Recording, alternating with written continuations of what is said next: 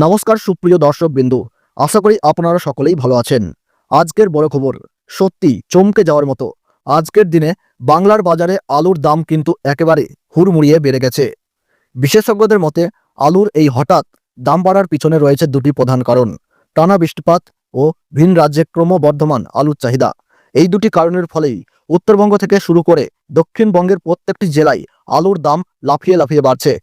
অনেক ব্যবসায়ী ইতিমধ্যেই জানিয়েছেন, যদি আগস্ট মাসের মধ্যেই আলুর মজুত বা নিকাশি প্রায় 50% পার হয়ে যায়, তবে সেপ্টেম্বর মাসে আলুর দাম একেবারে অগ্নিমূল্য হয়ে যাওয়ার আশঙ্কা রয়েছে।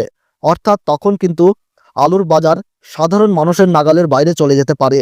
তো সুপ্রিয় দর্শক, আজকের এই ভিডিওতে আমরা বিস্তারিতভাবে জানব কোন কোন জেলার কোন কোন ইউনিটে আলুর দাম কতটা বেড়েছে, দাম বাড়লে আর কত টাকা পর্যন্ত বাড়তে পারে, আপনি এই বাজারে লাভ করবেন নাকি ক্ষতির মুখে পড়বেন, সব কিছুই আমরা এক নজরে দেখে নেব।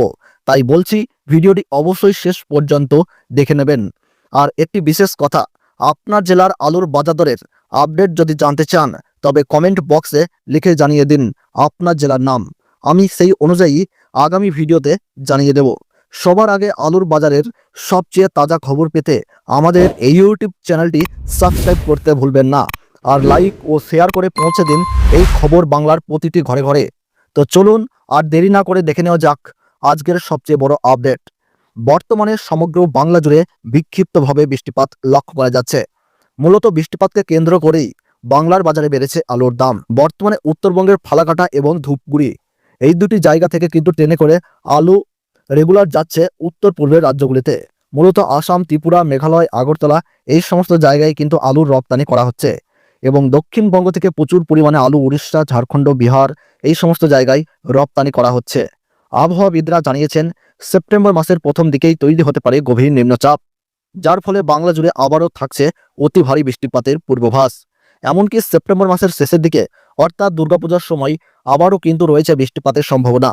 অর্থাৎ আবহাওয়া দপ্তরের মতামত অনুযায়ী সেপ্টেম্বর মাসের প্রথমে এবং সেপ্টেম্বর মাসের শেষে বাংলা জুড়ে কিন্তু দুই সময়েই থাকছে ভারী থেকে অতি ভারী বৃষ্টিপাতের সম্ভাবনা।